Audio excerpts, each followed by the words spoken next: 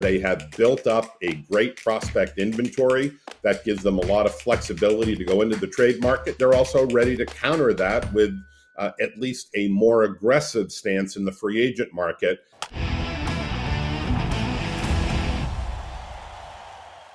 So there's an article right now on MassLive.com called Making Sense of the Reported Red Sox Juan Soto Meeting. Sean McAdam wrote it, and he's joining us right now to go over it. Columnist for MassLive.com. Check out his work. Also what he's got on Twitter, Sean_McAdam. Sean, great to have you on. There it is. Nice, pretty look at the article and the where people can click in. So, okay, let's click in with you on the show here. What do you think are the chances, and what do you think about Red Sox fans that have PTSD about them being in on everybody but not actually getting them? Yeah, well, that skepticism is well earned because they have sat out so much of the last 5 or 6 years. They have retreated from their status as a big market team. It used to be, 10, 15, 20 years ago, if there was a big player available, be it free agent or a trade, you figured the Red Sox would be right in the middle of it, whether it be A-Rod or Daisuke Matsuzaka or Kurt Schilling or whomever, they were going to be players.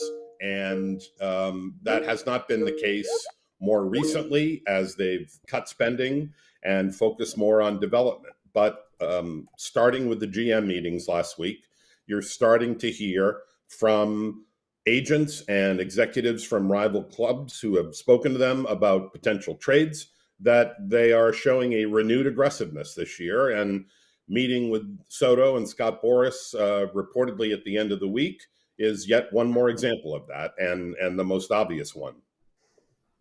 Sean, what does that mean, though? You're saying rival executives are saying the Red Sox are going to be more aggressive. Does that mean trading for guys? Can we get back to like the 2000 to 2007-8 Red Sox versus Yankees payroll war every year? Because those are great.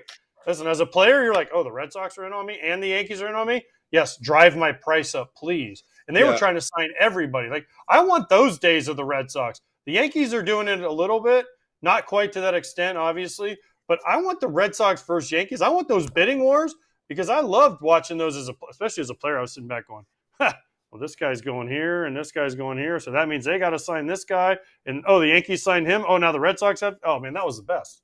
It was, and it led to some terrific games and drama on the field as well because both teams were invested in getting better and matching what the other was doing.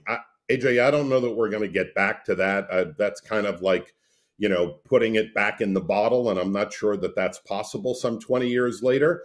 And I don't know that the Red Sox are frankly interested in being up around 290 and 300 million where the Mets and Yankees and Dodgers live. But they are at the very least, as I said, talking to big name free agents, talking about guys like Burns and Fried as frontline starters, meeting with Soto and talking to the Chicago White Sox about Garrett Crochet. Now, obviously, that doesn't involve a lot of financial commitment, but one would think if you were trading for Crochet with 2 years of control left, that your goal would be to extend him past that. So they're at a point where they have built up a great prospect inventory. By some measures, they have 4 of the top 25 prospects in the game. That gives them a lot of flexibility to go into the trade market because we all know how valuable elite prospects are today. And they're also ready to counter that with at least a more aggressive stance in the free agent market as opposed to what they've done the last couple of years. Last winter, despite the full throttle talk that was thrown out, they signed exactly 2 major league free agents all winter. One was Lucas Giolito, who had the elbow injury and never even got to the starting line. And the other was Cooper Criswell, who signed for $1 million. So the fact that they are already engaged with some agents on some, on some top-notch free agents is a sign that things are changing. But what's changed? But what's changed? What's made them say from 2 signings of Giolito and Criswell to this year, now all of a sudden, oh, okay, none of these prospects have really come up. I mean, you had Willie Abar came up. You had Jarren Duran taking the next step. You had Devers do exactly what Devers does every single year. But what has made that change for this year? Well, a couple of things, I think, Eric. Number one is they got back to 500. Not that that's what a team of the Red Sox magnitude should be aiming for, but they had sort of said all along that when it was time to contend again, that they would get back to bigger payrolls and a more aggressive tact when it came to the offseason. And having missed out on the playoffs for 5 of the last 6 years, and having made some progress, finishing third instead of last, which they had done the previous 2 years, I think they look at like, okay, we're within striking distance. The reason they gave last year was that adding a free agent or two wouldn't have put them into contention. My stance was, okay, so do what the Kansas City Royals did and take incremental steps to get back into contention and maybe get a wild card spot. If they had succeeded, as they were in on Seth Lugo with the Royals last year, if they had signed Lugo over the Royals and maybe one other mid-level guy, maybe that's enough for them to win 5 or 6 more games and they're in the wild card spot instead of Detroit or somebody else. So I think there's an evolution here. They have got all these big 4 guys that we talk about in Anthony, Teal, Meyer, and Campbell knocking on the door, all of whom are expected to make their debut at some point in 2025. And some of those guys are already blocked. So they have someone like Abreu that they can put into a deal for Crochet. They have some movable pieces that can go out and address the needs. And the most obvious of that is not a left-handed hitter as good as Soto is, but it's a front of the rotation guy. I agree, Sean. Listen, they don't need Soto. They need right-handed power. And I've been saying it for a long time now. They need some right-handed dudes that can step up there and hit the ball over that green monster. Get on the plate and pull the ball over the, Pete Alonso, Christian Walker, whatever right-handed power guy you can find out there is what they need from me. Do you think they'll play for like a Roki Sasaki? Do you think they're going to be playing at the top of the food chain? And by the way, before you answer that, I also have to say this. The White Sox, we don't want any more Red Sox trades. The last one, it didn't work out so good. Yeah. The Chris Sale one didn't work out terribly well in the end for the White Sox. Both those guys, the 2 principals in that deal are now gone in Moncada and Kopech. But I would, I'd counter by saying, look, you're right. This is a very heavy left-handed leaning lineup.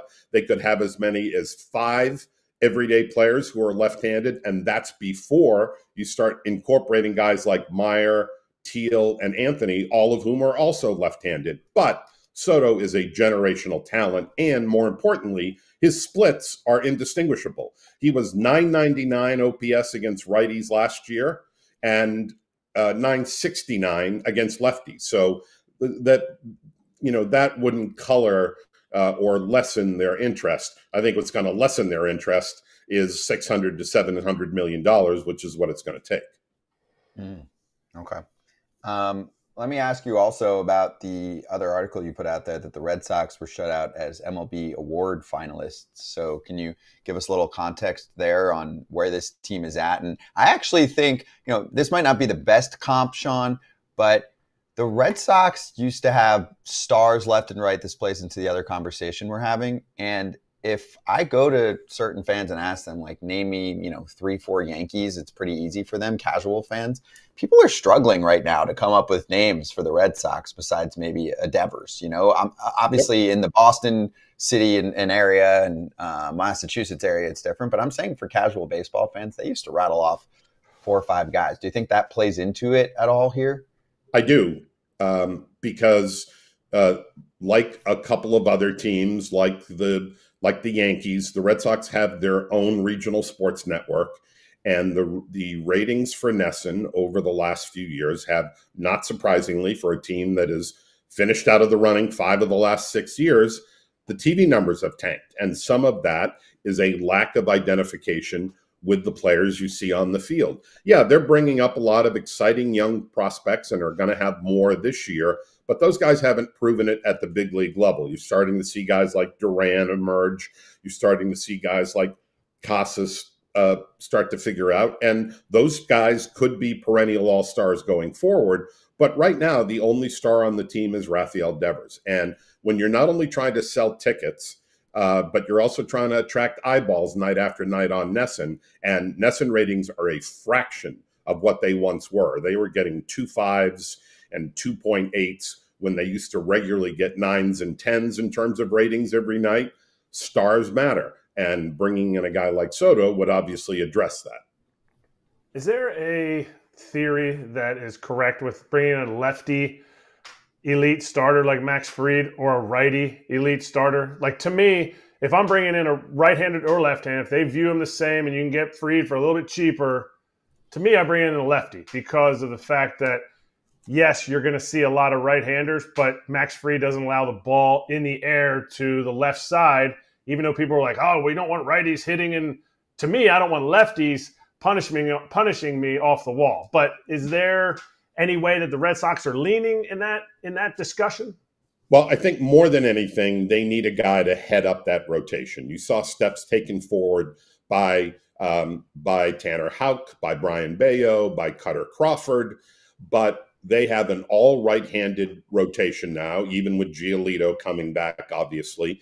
And even the few starting pitching prospects they have in their system, none are at the upper levels are left-handed. So certainly Fried would have an edge there. I think they would tell you, hey, we need a horse. We need a front of the rotation guy. We need a guy that would start game one in a wild card situation.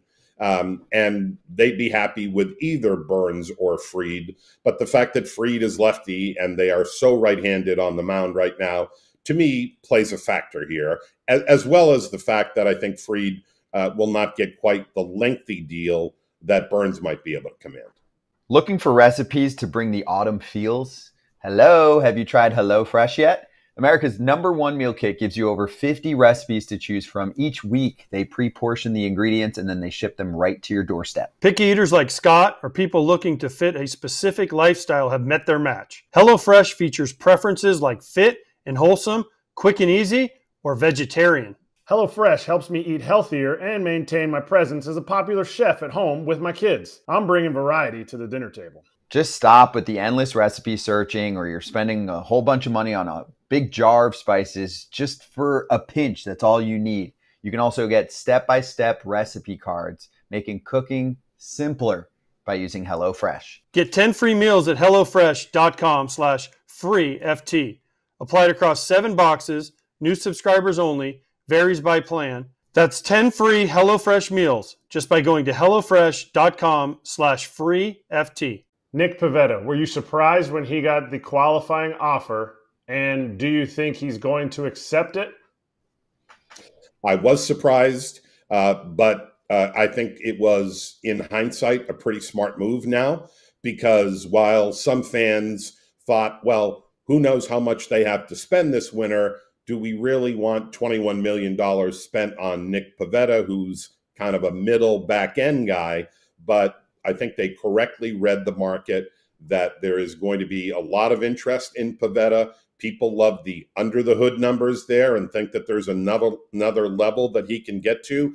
And by all indications, he's going to have multi-year offers to the point where by next Tuesday, $21 million for 1 year, while a nice AAV doesn't give him the security that he's going to be able to get out on the open market. So yes, I was surprised, but turns out they knew what they were doing, because I think he's going to turn it down, go elsewhere, and they're going to get themselves an extra draft pick next July. All right, but if they go to get Burns, they usually, old ownership didn't used to get anybody that was older than 30. But then old ownership used to spend too. Right. I mean, they lost Lester because they didn't want to pay a guy into their 30s, and then a year and a half later spent a lot more to bring in David Price, who was older than Lester and had and wasn't a guy who was a good fit for the Boston market. So I think that's a problem, in that there isn't a lot of consistency. You know, they have this stance where they say correctly that there's a great risk to signing pitchers in their 30s, particularly with the epidemic of Tommy John surgery and all the elbow and arm injuries that we see in the game. But if you don't have one of those guys, you've got to find them somewhere. And there comes a time where they get desperate enough to maybe forget about their the rules that they had in place and realize that they've got to address a need. And this is, without question, the number one need on this team if they're going to go forward. Sean, you have a bullpen kind of in flux. Kenley Jansen's gone. I mean, he left at the end of the year. Clearly, it was a big story. But are they just counting on Liam Hendriks to be the closer next year? Is that kind of their play, that he's going to just naturally, after all the stuff he's been through, just step in and be the closer in Boston for the next year? I think they see that as an option, AJ, but as you hinted at, there's some risk that comes with that. And, you know, for a guy coming off Tommy John surgery who, let's not forget, ran into a little difficulty in September, it was his goal to come back and throw a couple of games before last season ended so that he knew going into the offseason that everything was fine and he was back on the mound. He couldn't get there. Now, that doesn't mean that there's a huge setback or anything else, but it's a reminder that, you know, as frequent and as common as Tommy John surgeries and procedures have become, it's not a guarantee that all these guys come back good as new or even better. So they're definitely looking for another power arm or two at the back end. I could certainly see them being in on Tanner Scott. Alex Cora has ended the last 2 years saying that they need more swing and miss stuff from their late inning guys, the high leverage guys in the 8th or 9th inning. Scott definitely fits that bill. It wouldn't surprise me to see them being pretty aggressive there, or to look elsewhere and try to find guys, maybe left-handed, maybe right-handed, but they need additional swing and miss guys to keep the ball out of play in the 8th inning, particularly at Fenway. Hey, Sean, my last question is about trades. So you mentioned how there are a number of top-end prospects. I think 4 in the top, I want to say 30 for Baseball America. They've got some great names. Chaim Bloom did a really good job of building them back up. Okay, He gone. Who's gone? Chaim Bloom. Yeah, well, now he's going to do it in St. Louis. But Yeah, he did his built the job. bag up and got fired. They said, thank you for the prospects, and now let's do something else. But anyway, my question is there a chance that they actually trade from their major league roster? I mean, you've seen, I don't know what's real and what's not, Tristan Casas' name pop up. I even saw in Jim Bowden's article the other day, Wilyer Abreu's name pop up. And he brought it up based on the fact that they've got guys coming, right? He's like, Roman Anthony could potentially take that spot. Do you think they would do that? And should they do that? Yep. Well, it depends obviously on what kind of deal you're making, Scott. But yeah, I would say Abreu could be made available in the right deal for a frontline starter like Crochet. In fact, I was told that the White Sox have interest in Abreu and would be satisfied with him headlining, obviously not being the only guy in the deal. They'd have to put in much more than that, including a pretty good prospect to go with him. But Abreu is someone on the White Sox radar. And it's not like the Red Sox are trying to unload him. But again, they've got some redundancy here where they could move Abreu and make room and have an outfield that included Duran, Sedan Rafaela, maybe Christian Campbell, who's played the outfield, and certainly Roman Anthony. So they're in a position where they've stockpiled all this inventory of intriguing young guys, whether they be top Baseball America prospects or guys with very little service time who would be attractive to a team like the White Sox in the middle of a rebuild. Okay, Sean. So final comment from me.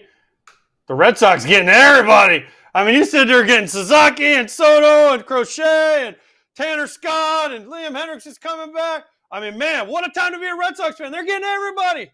Not getting everybody, but at least trying, which is more than's happened in recent history. Well, I mean, listen, I can try. I can call Juan Soto, Scott Boras, and say, hey, Juan, you want to come play for the First Academy Royals?